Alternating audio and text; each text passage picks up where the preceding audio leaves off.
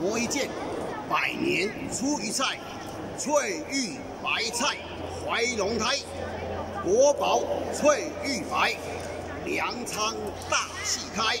杂粮登故宫，白菜怀龙胎。我们的翠玉白菜是国宝，是一个文物，今天把它蜕变成为一个吃的饮食文化，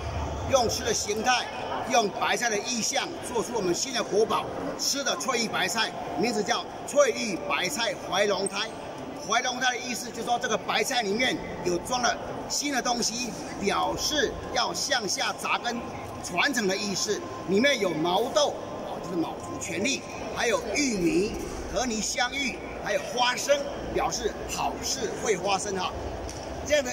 一口六吃怀龙胎的意思，表示我们新农业要做一个新的传承，我们强大农业的力量要在这次展开它的新的美食文化。